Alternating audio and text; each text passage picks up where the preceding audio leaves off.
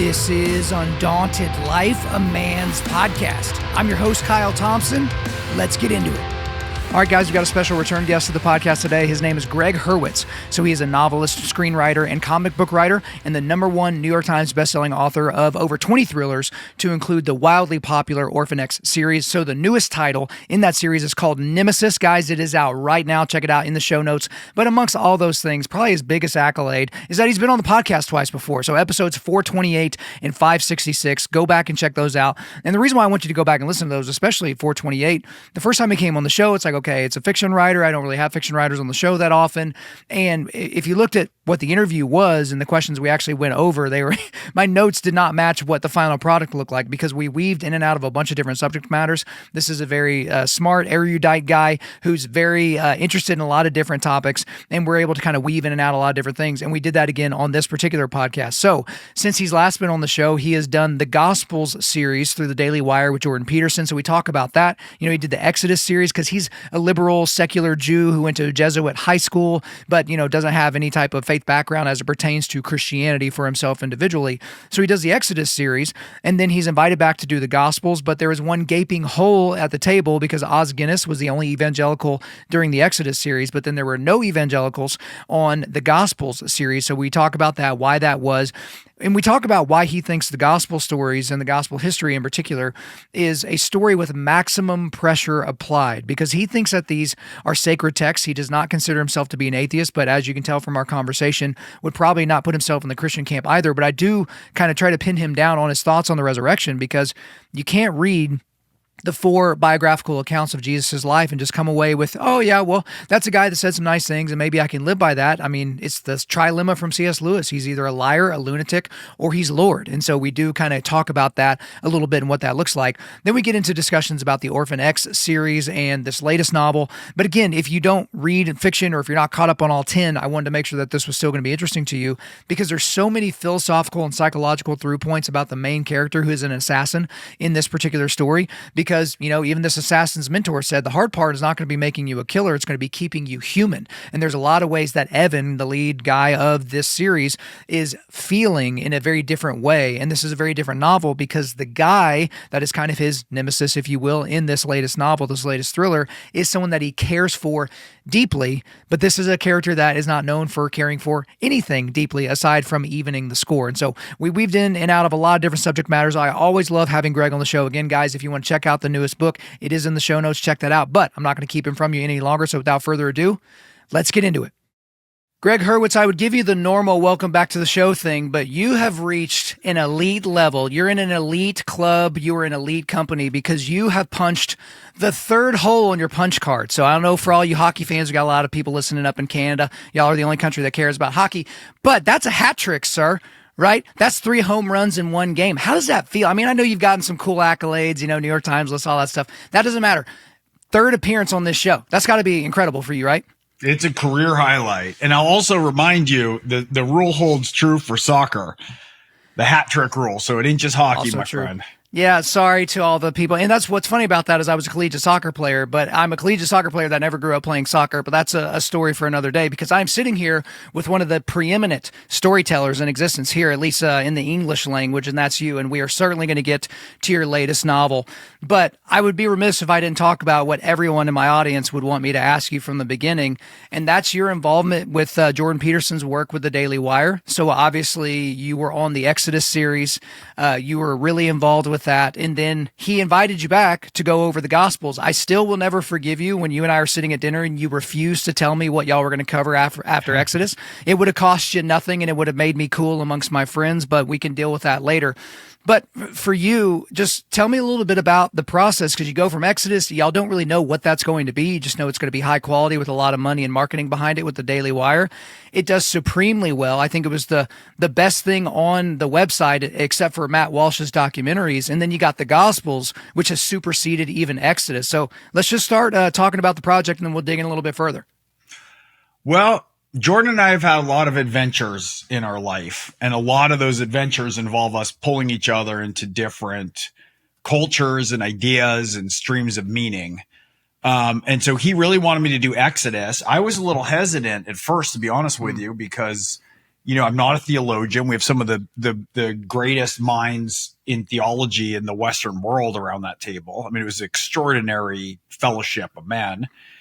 And, but I went, and for me, it was really life altering. It was incredible to pursue Exodus and to really break down what it represented, not just spiritually and not just in a sacred sense, but additionally to think about, well, what's the meaning if you view the text as being fractal, if you view these stories as being the seeds from which all of Western civilization's grown, it means the ramifications are anthropological and they're psychological and they're emotional and they're political, and everything set in order means that there's a fractal nature to it.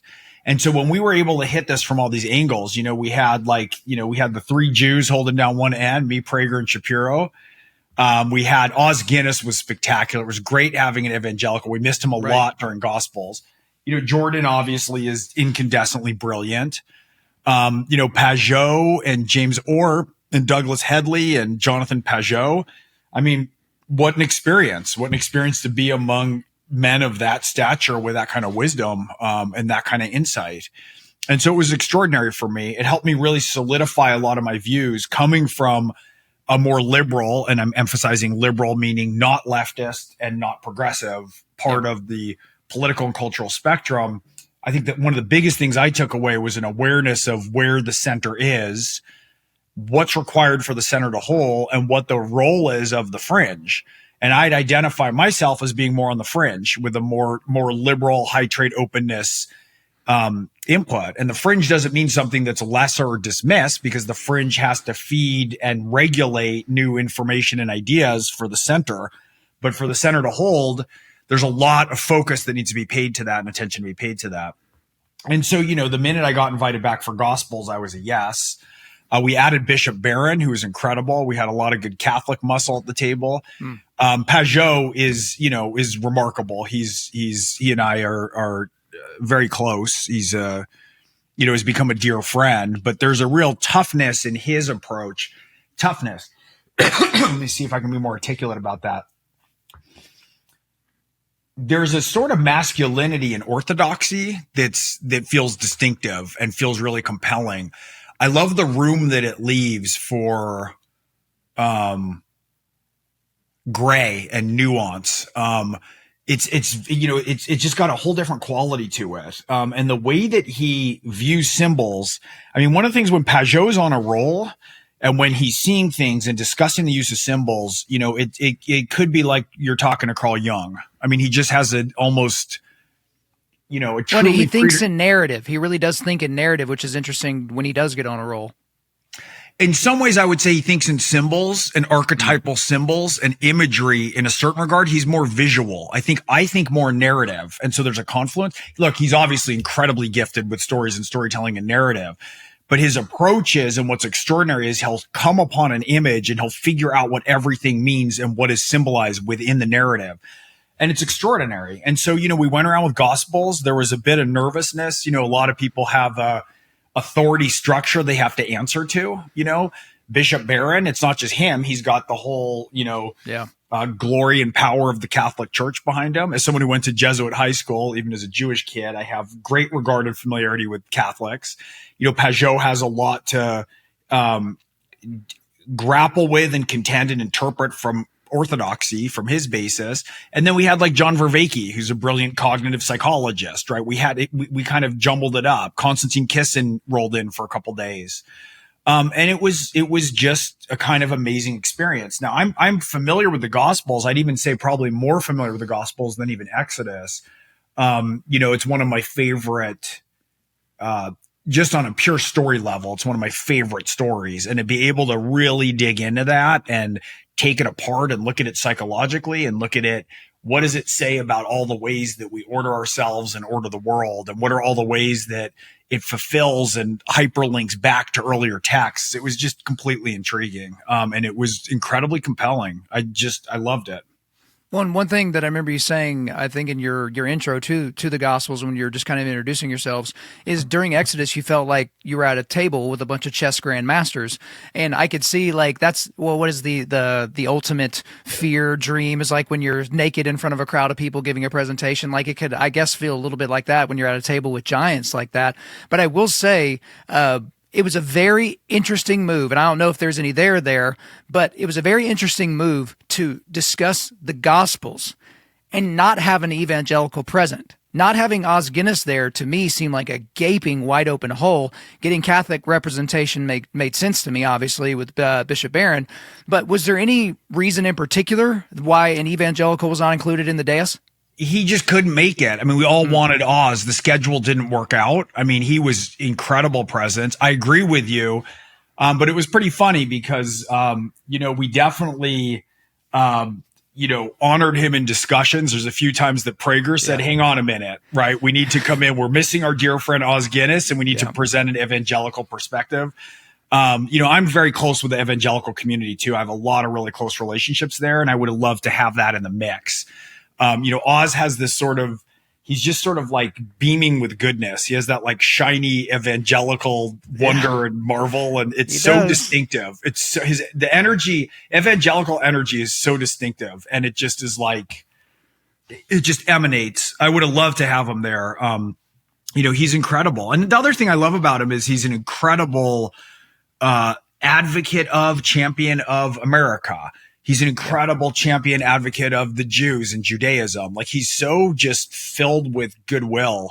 But look, we did have some other power forwards in there, and it was really fun. And it was an honor. I went in, and I'm also glad that I hope that I can provide a little bit of onboarding maybe for people from the secular world or people who are a little bit less familiar, to have them not be afraid to go up and encounter and deal with and grapple with and contend with these narratives. You can't understand anything if you grew up in the West. I mean, it's so funny. Like even if we're saying separation of church and state, and we don't want Bibles in schools, and it's like the Bible needs to be in. How the hell are you going to read Dante without the Bible? How are you going to understand Michelangelo without the Bible? How are you going to understand the Constitution in a lot of regards without understanding like the seminal role that Exodus played and how power needs to be disseminated, why minimal possible force is essential, right? Why a covenant has to be freely entered into.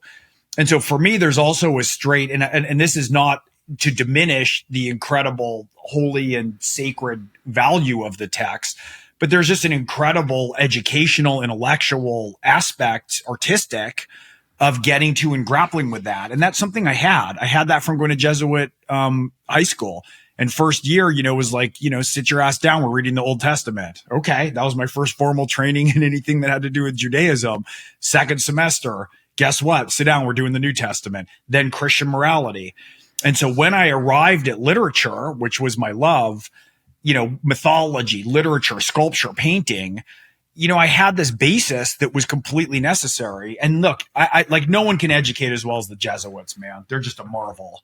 And so I was a huge benefit of that. In a lot of ways, I feel like I have kind of like a Jewish brain with Jesuit training. It's like this weird combination. And then, as I've said, for years, two of my closest friends, like true brothers, my life or death, the life or death phone calls that I've had to make are two guys who are from an evangelical tradition. And I think in a lot of ways that, in addition to my relationship with Jordan, has played a huge role in my opening to different viewpoints, my embrace from the very beginning of a lot of conservatism, even as a liberal. It's like you're not one or the other.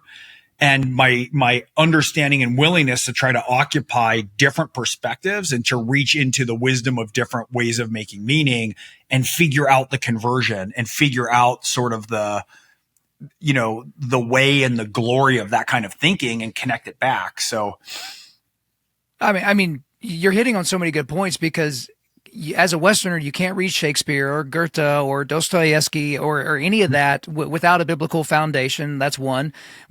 And then you look at someone like Os Guinness, you gave him a great compliment because he's he's bright, and when he was on this show, very, very bright in all the ways that you can be bright from personality, but he's also a very deliberate talker. He's not a speed talker like someone like me, so he's not performative as much, but also he grew up around the rape of Nanking.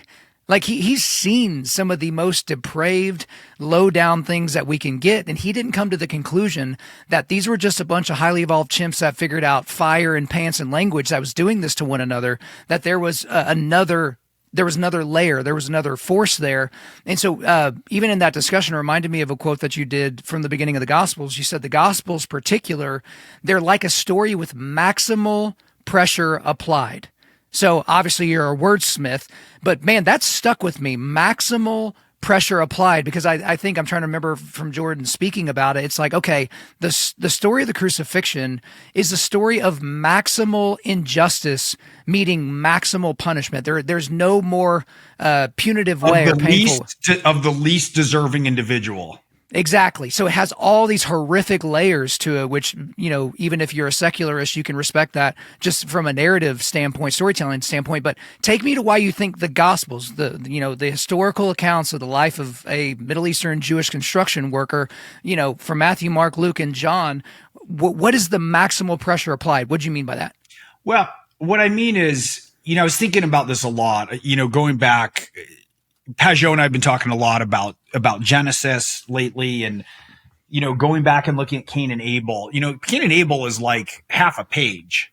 Oh my gosh! And you can't even believe what it contains and what it holds. And we can detour into that in a minute. I mean, what's funny is that we're opening a discussion about Nemesis with this, because Nemesis has a lot of these themes, or a lot of tendrils you can see. I would not have written Nemesis probably in the manner that I did were it not for my participation in Exodus. But if you look at Cain and Abel, let's say we're welcoming everybody. There's some people who believe this is the word of God.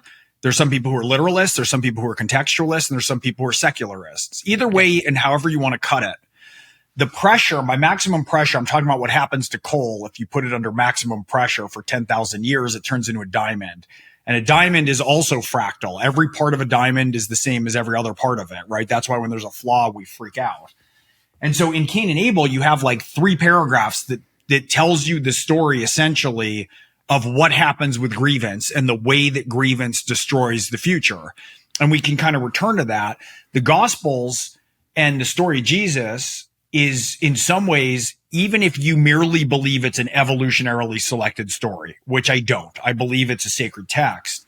But the fact that it has survived and condensed and been that it has survived and it has thrived under unbelievable pressure, under unbelievable competition, under unbelievable odds, or whether it is something that's distilled right into the beauty of a symbol. And Pajot talks about how a symbol is something that unites and uplifts, right? Of course, the cross on the altar. And what is diabolical is that which disintegrates and lowers. So that's a very interesting frame when we think about like what the objections are to postmodernism, right? That's a very fragmentary, dissolving approach to things and to perspectives. And here's the story, this bright, shining example of the archetypal hero myth that is alarming and surprising and shocking and everything perfectly in its place. Like, what a bizarre thing that we have the whole West is essentially based. Of course, there's the Judeo in the Judeo-Christian tradition, but the fact that the primary symbol of worship in the West is a God embodied as a man at his greatest moment of defeat, which of course isn't a moment of defeat. It's not like Muhammad riding in on a horse with a flaming sword. Like, what is worshipped is the lowest. The crown on the head isn't a crown of gold. It's a crown of thorns. King of the Jews is a sneer that's actually the truth. It's such an unbelievably radical, just inversion and fulfillment of human identity. And it's perfect. And so it's been sustained and compressed. And look, even the fact that we have the story that's told, primarily from 4 different perspectives, which have some overlap and inconsistencies, in a way that makes it sing all the more as this approximation of these different avenues around it. So look, it's a marvel. It's just a marvel as even if we don't get into the religious aspect of it, it's a literary, creative, mythological, anthropological marvel. It's just extraordinary. I mean, I don't have to tell you that, but that's a big part of the approach and what I mean by saying maximal pressure.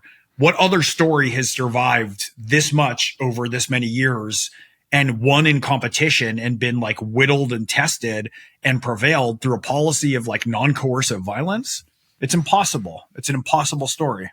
Hey guys, real quick. As you've heard me describe before, I am incredibly conservative about the supplements that I take. I spent years being terrified of putting different products in my body because I didn't know what they were made with or if it was going to be kind of fly-by-night companies using all kinds of crazy ingredients. So I've always wanted to partner with an American company that only uses the highest quality ingredients, and that's why I want to remind you that we are partnered with Jocko Fuel. Jocko Fuel is Jocko Willing's supplement company that is based here in the United States. So what are some of my favorite products that they make? So they make whey protein powder, and guys, they just released a cookies and cream flavor not that long ago, and it is ridiculously good. Make sure you use it with milk. It makes it even better. They also make clean energy drinks. I finally decided what my favorite was, and that's pink lemonade. That is my favorite of all their flavors. But they also have the best tasting greens powder on the market. I prefer the peach flavor myself. They also make pre-workout and ready-to-drink protein. So I actually mix the ready-to-drink protein in my boys' milk, and they love it. They're constantly like, Dad, banana milk, banana milk. So we got to hook that up in the Thompson household. But I also use their krill oil, fish oil, creatine, vitamin D, and their sleep aids. And guys, they've got new stuff coming out all the time and a bunch of stuff I didn't even have time to mention. Guys, if you take your health and wellness seriously, then you simply can't afford to put cheap and inconsistent supplements inside of your body. Try Origin out today by going to www.jockofuel.com. That's jockofuel.com. Use the promo code Undaunted to get 10% off your order. Again, that's jockofuel.com, promo code Undaunted to get 10% off your order.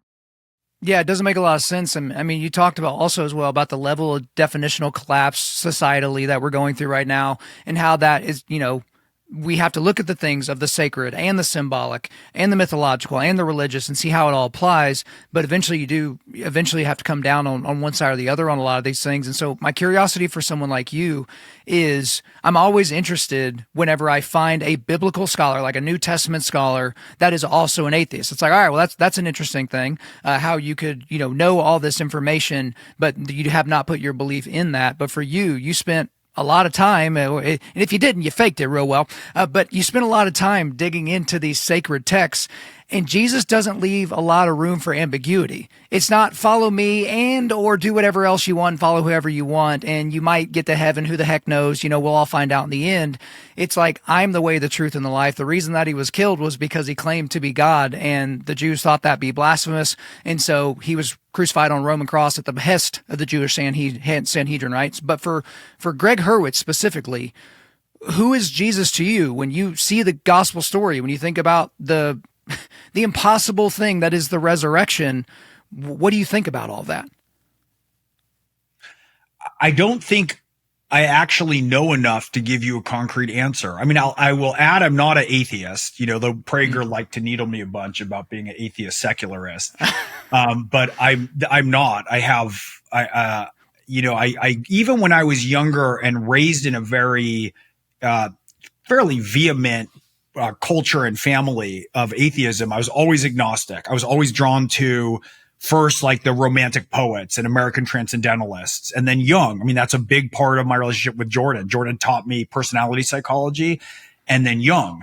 And for me, Jung sort of takes one's hand in a way that Freud clearly doesn't or isn't interested in with religion, and carried me down right into this bastion of spiritual thought. And he explains things psychologically, and intellectually in a certain sense. Like, what does Jungian synchronicity mean? And there's all these translations. So when I talk to my friends who were evangelicals, it's like Jungian synchronicity is like when an evangelical says it's God's way. It's just described in terms that I understood. And I'd say at the bottom, I was sort of met by C.S. Lewis. And C.S. Lewis, I consider, first of all, because he comes from atheism, the language that he coaches his belief in is just extraordinarily resonant with me. Right. But also I feel like he sort of like takes the hand off from Jung. He's a master psychologist too. What is Screw Tape but a master psychologist saying, gosh, you want to see all the inner workings of the human mind? Exactly. I'm going to show you. And so he sort of takes the hand and carries up and out that way, And so for me, I believe that there is an overwhelming and sacred power in these texts. There's no question in my mind. I also know that I'm I'm very identified and proud of the fact that I'm Jewish. Even if I was raised much more in a culturally Jewish, intellectually Jewish background, that's a big source of pride for me. Pride's a weird word. It's a big source of my, let's just say, my identity that feels integral to me, right? And then yet I have this huge affinity for Christian thought and Christian thinkers and for evangelicalism and Catholicism and Orthodoxy. And there's this story that has very clearly a claim on my attention and focus in a way that is deeply meaningful in my life. And so what and how that all comes together, I don't really have a clear answer. I'm not sure I understand it all well enough of how to reconcile all that. But, it's a big part of my perspective. And I think, as I keep moving my way imperfectly into better understanding of the way I fit in the world, and with what my relationship is with all this, which is, I think, idiosyncratic. I think it is more on the fringe. I think people have different relationships and routes in. And C.S. Lewis writes about this beautifully in Mere Christianity. I think it's something that I can't offer you something that's as crisply delineated as perhaps some Christian thinkers might like. Well, the crisp delineation has been what people have been trying to nail your buddy Jordan on for a very long time, because it can seem complicated, but at the end of the day, it's like we are sinners in need of a savior. The law can't fix us. The law is a mirror. You can't clean the mud off your face with a mirror. It just shows you that you're dirty and that you need payment for that sin debt to be in the presence of a holy and just Father. And so, like with Jordan, I mean, last year, when he was with Alex O'Connor, he talked about how, he believes in the resurrection. He believed that Jesus actually did die and actually did resurrect from the dead. Okay. And then this year on another show, I can't remember, Diary of a CEO, he said he believes that Jesus is God. He said it rather emphatically. But, there are parts of scripture that say, well, even the demons believe and shudder. The difference is a word that I learned from Pastor Joby, who I mentioned off air, which is pishtuo, which is not belief that something is true, but belief in that it is true. Because it is one thing for me to put my faith in a chair that is sitting over there, that I believe that is a chair. It's another thing entirely for me to go over there and trust that I can lower my weight, transfer the trust from me to the chair and put my faith in the chair. And so that's the difference with Jesus for all of us, which is he did die on a cross. He was resurrected on the third day, and it meant something. It wasn't just a thing that happened that we can't explain, that has some significance perhaps in a myriad of different categories. It's that it means something for us individually. And so for me, we talked about last time on terms of Big Five, I'm a weirdo because I'm really high in conscientiousness and I'm really high in openness. Yeah. And so people that are only high in openness, I can see their language, but then I get really frustrated with them because I'm like, I'm really conscientious. I want to get it done, and I want to get it done early.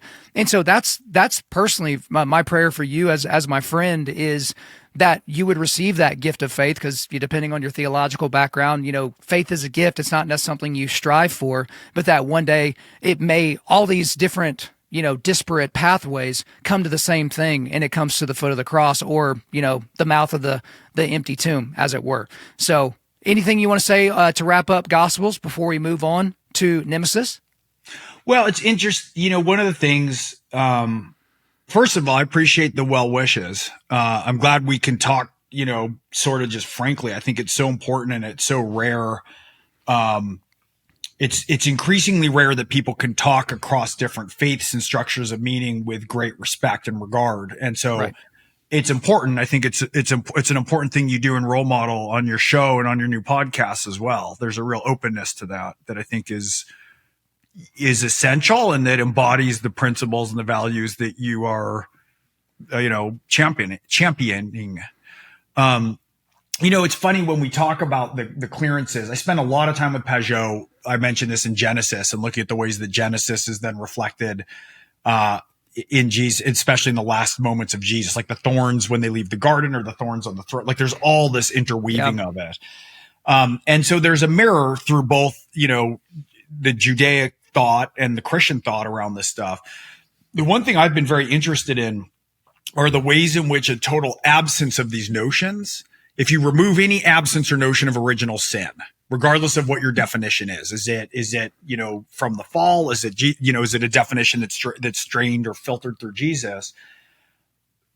We're really stuck. And I was thinking a lot about, number one, there's original sin. If you don't believe in original sin, if you don't have a starting point of great humility of the fact that we are completely flawed, and that we need to advocate and aspire to something greater than us that we will forever fail at, but should still aspire towards it, you can really see how a sense of totalitarian or fascistic thought can set in from that. Because all you have to do is, like, if you're on the right side of history, all you have to do is measure up to your own code of one, right? Yep. And however you set and order the universe in your own way, you're the only measure of it. You don't have to answer to anybody or for anything if you're not starting with a presumption of how deeply flawed we are. And the other thing is, if there's no clearing mechanism increasingly in our culture. So social media means that we never forget anything, but cancellation means that we never forgive anything. Exactly. And so what happens? We're stuck, right? I'm a perfect individual until I'm not, and then someone's just an outcast forever. And so there's this incredible tension. And those things don't just go away, right? They get mapped onto other things. And I think some of the excesses of the green movement, right? Not the fact that we have to take care of our skies and seas and our fields and streams, and that we should, steward our environment and have charge over it, but the raising of it above man and the sort of cowering in fear from what will come from the environment, to me, is a sort of transference of original sin in a lot of ways. Mommy Mother Nature's mad at us. It's almost paganistic. And I think that there's certain principles that if we don't have embedded in the kind of meaning that we have in the West and in the world as humans, if we believe we all have individual worth that can't be diminished by anything else, we can't just port those off and think they're going to go away. They're foundational. And if you don't have a mechanism for clearing your sin or your missteps in some way, then what happens is, I think that we fold in on negative emotion that's narcissistic, anxiety and guilt and, depression. They're inward turned, right? Or you walk around and self-flagellate a lot. Or you get canceled and you say you're going to do all the work and you have to re-examine everything. It's very inward facing, as opposed to, I screwed that up. I have to come clean completely before myself, somebody else, before God. And then I have to clear it and move on and continue to do good. It can't just cycle back in an endless circle of self-flagellation to prove your virtue level. Well, I mean, you talk about the clearing mechanism. So I was reminded when I took the big five, you have kind of the main five, but then you have little breakdowns underneath. And so I got a 0 on agreeableness out of 100, a 0, which is hilarious. I got a 1 on compassion, and I got like a 4 out of 100 on politeness. Now, the first two, I was like, yeah, it makes sense. But politeness, I'm like, I'm very yes, ma'am, no, ma'am. Yes, I will be there on time. And yeah, I'll get it done. Like, I'm very polite. And then I started to dig in a little bit. It's like, oh, I don't care about politeness when it comes to someone else's benefit.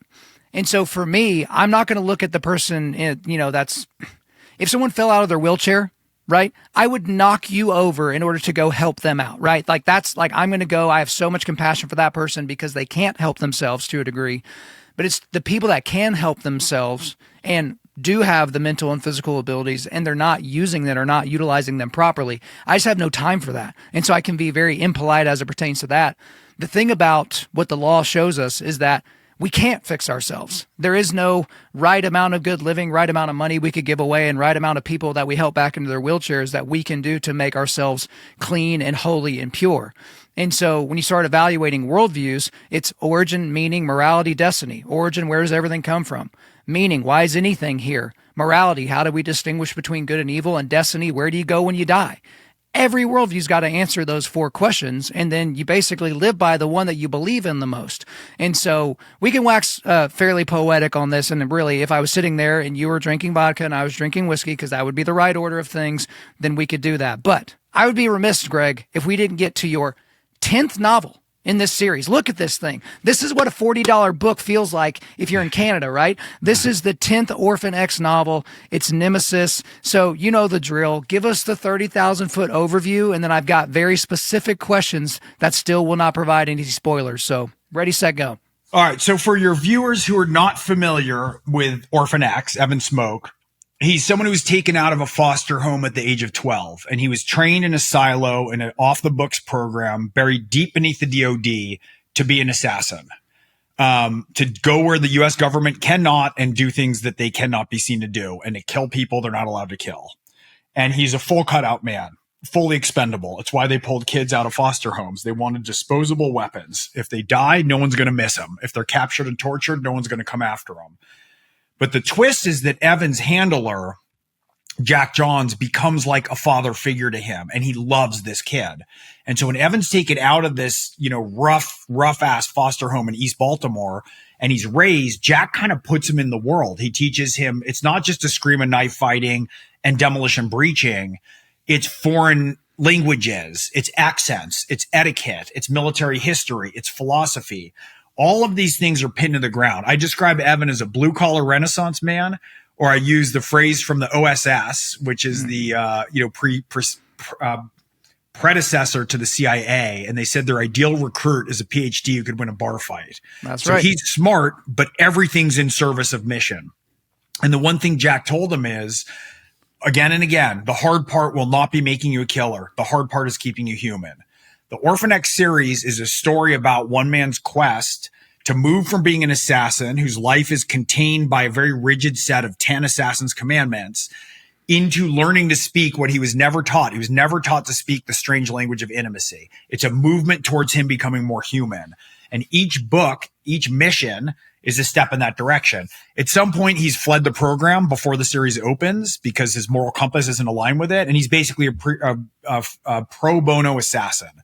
He's got an encrypted phone number, 1-855-2-nowhere. You can call the phone number and you can see who answers in real life. And he helps people with nowhere to turn who are totally desperate. Now, in this process of becoming human, he has one very, very dear friend. He's very much a lone wolf, but his closest friend is a crusty old UDT diver, preceding the plank holder guys in SEAL Team 6, armorer and ordnance guy, Tommy Stojak. It's his best and dearest friend. They have this bond of trust between them that's sort of like the first friend who Evan had, having been raised to be alone and to assassinate people and to uphold the standards of perfection at the cost of having very little intimacy or community. And so Nemesis is about a point where his code and his friend's code come into collision. And every time Evan's code is coming into collision with somebody else, it's a mission and he goes out and kills them. And so for the first time now in this process of becoming more human, he's opened himself up to Tommy, and Tommy's opposite him in a whole variety of ways. Like Tommy is rural. He's very red state by definition. Tommy's a Christian, Evan's ambiguous what he believes. And these two guys have this collision course of these codes colliding, and Evan is going after Tommy, and we're not sure who the hell we're supposed to root for. And in the midst of it, Tommy's got himself in a rat's nest of trouble in this rural town, trying to oversee some young men who've gotten themselves into terrible trouble, some of which they appear to be just reprehensible. And Evan is coming on like an unstoppable force. And behind all of this, there's an even greater threat that is stalking them, even as these two alphas are circling themselves. All right, so let's dig in a little bit further into that, because as I've told everyone before, I am not intelligent. I am verbally intelligent, and so it's hard for me to read, but I can listen real good, right? And so I was listening to Nemesis, and there was something that just kind of pinged my ears, and I don't know if it was intentional or if it was just a throwaway. But, obviously, the hard part is not going to be turning you into a killer. It's going to be keeping you human.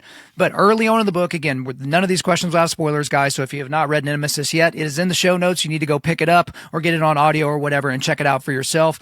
Boy, but he's at, like a SHOT Show type thing, like a convention center.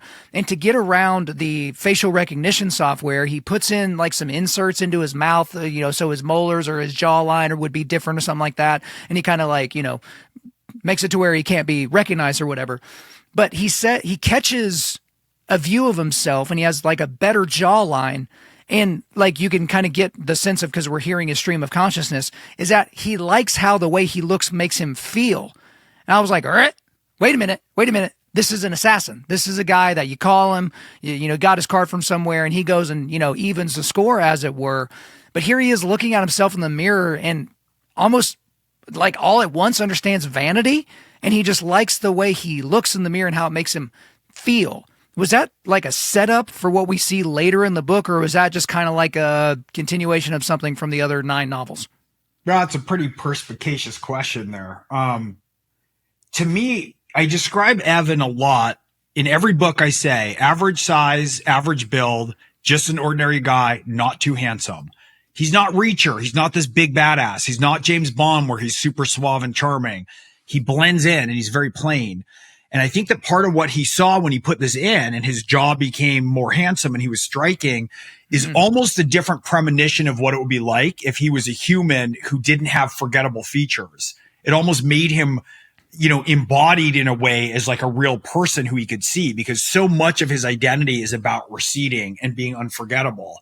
And so to me, it was less about a moment of vanity, though I think that is an apt way to describe it. But it's this flicker of like, what would that be like if my appearance was something that mattered to me and I looked good and I could look that way and have a look or appearance that's more handsome and striking and drew attention to me. It's almost like I picture Evan a lot like he's got his face up to the glass, the aquarium glass, and he's looking in at ordinary people who can lead these ordinary lives that he can never have for himself, but he can be the wolf who hunts wolves to protect them. And so it's this sort of glimpse across of him as it's like he's Pinocchio and wants to be a real boy. It was a glimpse of him as a real boy. So what's interesting about that as well is it does really relate to the conflict between Evan and Tommy that is the center point of Nemesis.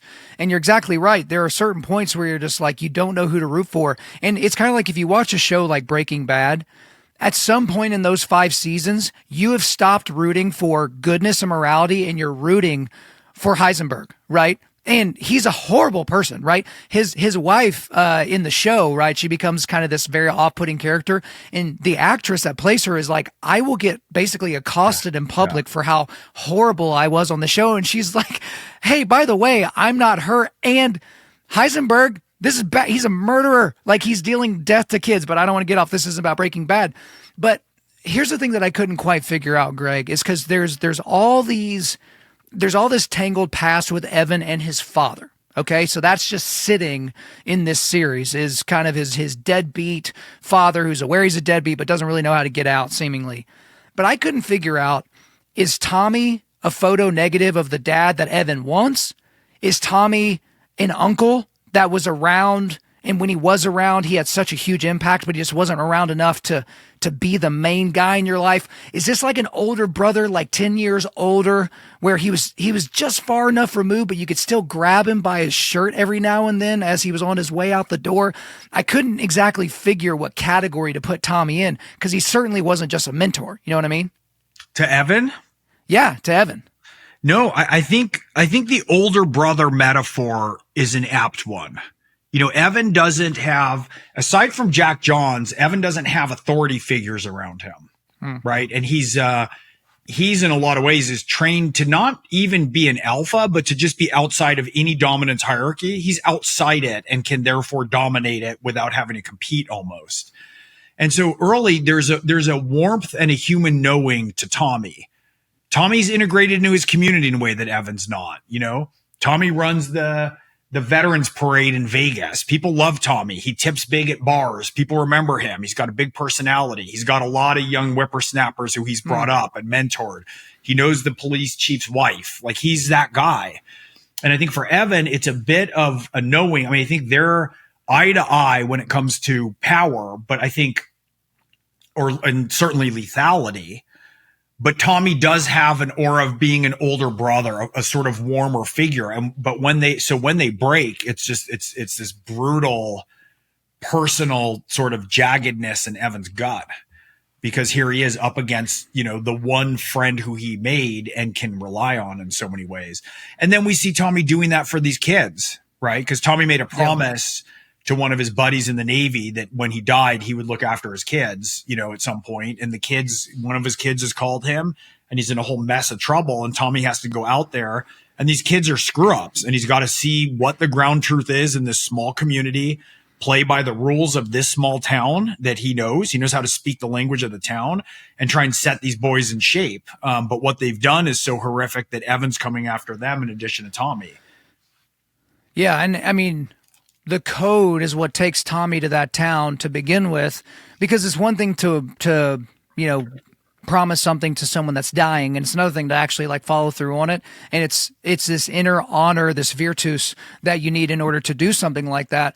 But at one point, Tommy says to Evan, because without your code, you're just a murderer. It was a question that he asked Evan, and that is a question that Evan didn't seem, because Evan seems to have answers to a lot of questions, that was a question that seemed to stop the character in his tracks, because in that moment, it's like, okay, at some point along the way, you justified killing people. He doesn't seem to have the Judeo-Christian ethic that these are image bearers of God that he's, sending to the grave. It's just, bad people die, like as simple caveman math as you can get. But talk to us a little bit more about this divergence of codes, or I guess convergence of codes between Tommy and Evan, and how it kind of brings them together full speed. Well, one of the things I've learned from my various spelunking into the culture around political and cultural matters, and it's usually to try and work towards unity, right? And work towards a higher value set in America and build bridges. I do a lot of that work. But one of my refrains has become, reality is where ideology goes to die. You can't maintain ideology. I think we should fix the world from a fill in the blank, progressive, liberal, conservative, libertarian perspective. You go into the messy real world and you deal with messy real humans. And if you still want the solution that's the best solution, it's not going to be from a rigid and unyielding application of abstract ideological principles. It doesn't work that way. And likewise, how we change our mind, it's not from having usually, over matters that are profound, meaning the ways that we make meaning in the world. We don't change our mind by hearing something that's beautifully argued. It's not from somebody sending us 15 articles proving some point that they have, or some peer-reviewed journal article. How we change in ways that are foundational and transformative are through the guise of personal relationships that are trusted. And so this is something that I've observed a lot politically. I have too many friends who are all around the spectrum politically to ever have a situation that I'm going to stop talking to somebody over who they voted for or what their position is on, a law that is, it just doesn't make any sense. And when you have people who are your people, who are life and death friends, the way Tommy is for Evan, and when your code collides with them, that relationship is what makes you question your code or your ideology or the beliefs that you believe you're holding to and tacking to like a North Star. If there's somebody who is good, is deeply good, and they're having disagreement, there's a heart, a friend also is a mirror. A friend can hold up a mirror. And, Tommy says to Evan at one point, a friend is someone who's right when they tell you you're wrong. And that's a great definition. That's where a lot of our growth comes from, is there's something doesn't make any sense. There's a huge altercation. Evan's code means more to him than virtually anything else in his life. And yet Tommy, right? Tommy's been with him. He's drank bourbon with him, wild turkey with him around a fire pit. Tommy's given him his guns. When he's been up shit creek, Tommy shows up and posts up in a sniper perch on a roof and covers his sex. Like, this is Tommy. This isn't about a code. And the collision of those things and the breaking and the yielding into something that's new. And look, the way this book ends is pretty shocking. It ends differently than any other Orphan X book, and nothing's going to be the same at the end of this. And and what all of that is his collision with Tommy, and what he takes away from, and how that transforms him with what he has to see. Not just about Tommy, but how Tommy is moving through the world and moving through this terrible, deadly predicament that's happening in this small town. When I think that's where you have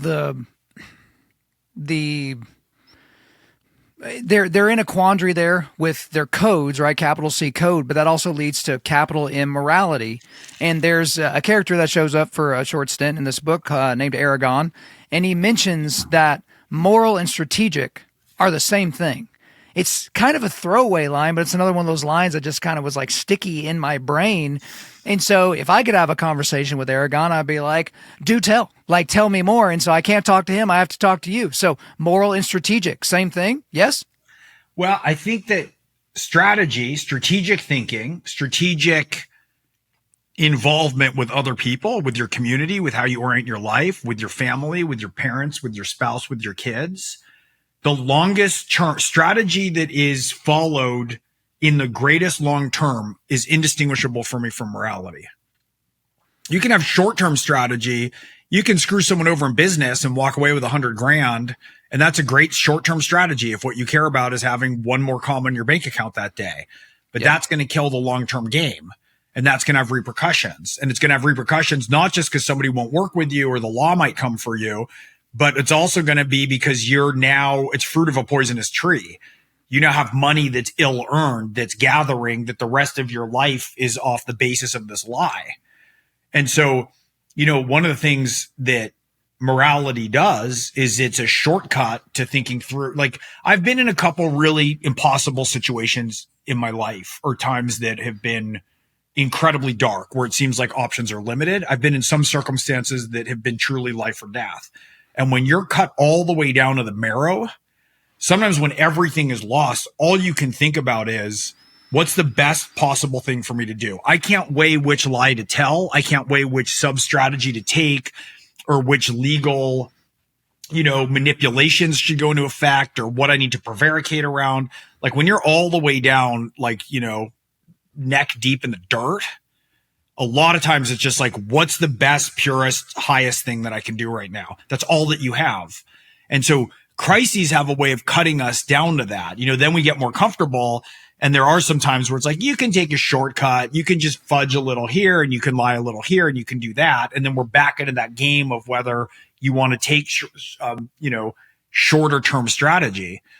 But to carry that out and across time, that's what morality is. Morality is saying, here's the best way to orient yourself in the world for maximum good.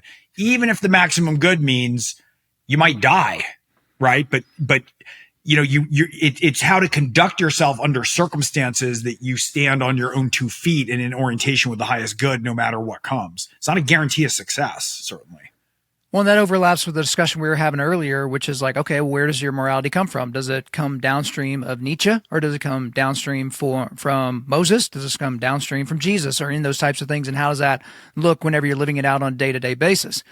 But also there's an interesting through point I believe it's toward the end, where, again, no spoilers here, so I won't give you any of the details, but Evan is holding a baby. Okay. So you've got this guy who's done some pretty nasty things with his hands, right? Some pretty brutal things, some pretty bloody things with his hands. Now he's holding this baby. And according to the book, it says that he felt in that moment. He felt. Well, when you're holding a baby, whether it's yours or not, when it's yours, you have a gaggle of other things going on in your brain, but you're holding newness and purity and potential, like ultimate potential. What is this thing going to be? I love putting people in an awkward thought experiment of, if you could be, shot back in time and you're in baby Hitler's nursery and you've got a hammer, and if you don't kill baby Hitler, everything that happened in Germany in the 1930s and 40s is going to still happen, and all the Jews are still going to die.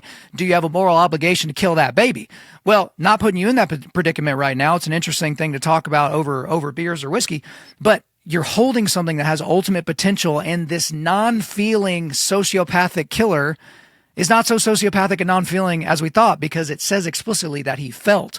Was there something there that was there gravitas that you were trying to add with that scene? Because it was so potent in my brain as I was kind of imagining him being there. Yeah, look, he drops into a different mode when he's holding that baby and he's looking at the baby, and he's also in a house that's just been torn asunder by grief, emotions everywhere, and he's holding his operational center. One of the things that happens when he feels the openness and the vulnerability of this baby and the grief that's emanating through the house. But what also happens is he feels his aches and pains in his body more. And this is something, I don't know if this has happened to you before. We have different modes. I think women do too, but I'm talking here specifically about the ways that guys have different modes sometimes, like a work mode where you're operational. One show I've been loving right now is Landman. I don't know if you've seen it. I've seen a lot of clips. Yeah, the clips are incredible. It does a great job of showing how Billy Bob Thornton is, interfacing with impossible stuff at work and then trying to figure out how to negotiate that in a domestic situation. And the timing is always terrible. But these different modes that we're in often, it's very hard to switch lanes and not have some kind of clearing mechanism or something. And one of the things I've noticed is, like, if I'm in go mode and I'm really thinking or focused, or, some of this was also from sports, from working out, I did a lot of different sports. When you're in a mode where you're working or hard, or you're thinking hard, or you're exercising hard, or you're putting out really hard, you don't feel as much pain, whether that's the adrenaline or it's other things. But when there's this softening and you sink and settle back out of that mode into more feeling, you feel more. One of the other refrains from the books And Evan says this to Joey. He says, if you feel more, the catch is you have to feel more. You don't get to just feel more and feel like, oh, I want to just feel love and more happiness. It's like, that's a valve that opens and you don't get to put a bunch of filters on it. Yep. And so when he holds that baby, in a way, it's a moment of him breaking through into what is more human. And so he literally feels the different pain and aches and injuries in his own body at the same time as the baby's crying. And he looks at the baby and there's this weird moment of total empathy. Empathy doesn't come quickly to him, but he looks at the baby. And if you look at a baby, and, babies can be annoying. Babies are behind you on the plane. Babies screaming in a hospital. Someone has a baby in a movie, right? You get inured to it and it's a sound of aggravation. And he looks at this baby and the baby is just screaming and upset. And if you look at a baby when they're crying, they don't know. It's like the end of the whole world has just happened because they're cold or need to be changed. Like the sort of discomfort and desperation and anguish that they are feeling, they're brand new to it. What's it like one of the first times you've ever felt anguish? And he sort of opens that aperture to this, to human feeling with this, and just thinks, oh my God, is this how some people feel all the time when they see a baby cry? How do they function? He couldn't function that way with the things he does. Well, to put you in a different place mentally, I can't remember where I heard the anecdote, but it was basically where this, this guy's in physical pain, but his little girl comes up to him and says, Daddy, do your hands hurt? Because he's, rubbing his hands together. And he goes, sweetheart, do you have enough food to eat? She's like, yeah. He's like, do you have enough clothes to wear? She's like, yeah. Do you have, the toys that you want to play with and entertain yourself? And she's like, well, yeah, Daddy. And he goes, my hands feel fine. Because it's what he's done with those hands that has provided for that girl in a way to where if he is all he is living for, then his entire existence is going to be wrapped up in his arthritic hands, right? Or his hands that have been worn down from service to some ultimate end that, basically ends with himself, right? And so I think there's a little bit of that element in there as well. And to wrap up our discussion, our non-spoiler discussion of Nemesis, even though I would like to ruin it for everybody just for funsies, towards the end, Evan has a thought. And it's an interesting thought experiment, not just in the context of Nemesis, but just in our lives as well. It was a dangerous thing to envy the dead. And so if you're walking through a dark night of the soul, and I've talked to plenty of people and I've had my own dark nights of the soul that I've had to slowly trudge through before, this is where people get, it's a non-romantic thing. Dead Poet Society, I don't really like how romantic suicide was presented in a book like that, but there is this envy in, I don't want to feel this way anymore. And there are only a few options to make that happen.